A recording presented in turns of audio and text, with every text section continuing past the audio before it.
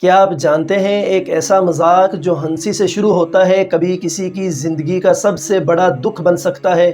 جی ہاں، ہم بات کر رہے ہیں اپریل فول کی۔ ہر سال یکم اپریل کو لوگ ایک دوسرے سے جھوٹ بولتے ہیں، دھوکہ دیتے ہیں اور پھر کہتے ہیں اپریل فول۔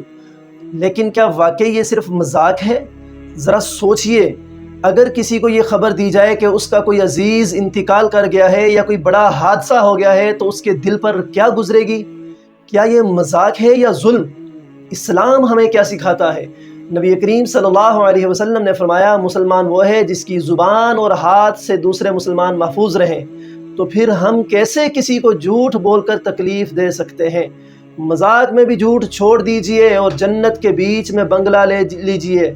نبی کریم صلی اللہ علیہ وسلم نے فرمایا، میں جنت کے درمیان میں گھر کی ضمانت دیتا ہوں اس مرد اور عورت کو جو مذاق میں بھی جھوٹ چھوڑ دے۔ جی ناظرین، اپریل فول صرف ایک جھوٹ نہیں، یہ دلوں کو توڑنے کا سبب بن سکتا ہے، یہ اعتماد کو ختم کر دیتا ہے۔ اور یاد رکھیں، جھوٹ چاہے مذاق میں بھی ہو، جھوٹ ہی ہوتا ہے، اللہ کی لعنت کے مستحق ہوتے ہیں۔ آج ہم عہد کریں، نہ ہم جھوٹ بولیں گے، نہ کسی کو دھوکہ دیں گے، بلکہ ہم سچ اور خیر کو پھیلائیں گے، کیونکہ ایک سچا مسلمان کبھی کسی کو تکلیف دے کر خوش نہیں ہو سکتا۔ اگر آپ بھی میرے اس پیغام سے متفق ہیں تو میری اس ویڈیو کو شیئر کریں تاکہ دوسروں تک بھی یہ اچھی بات پہنچ سکے۔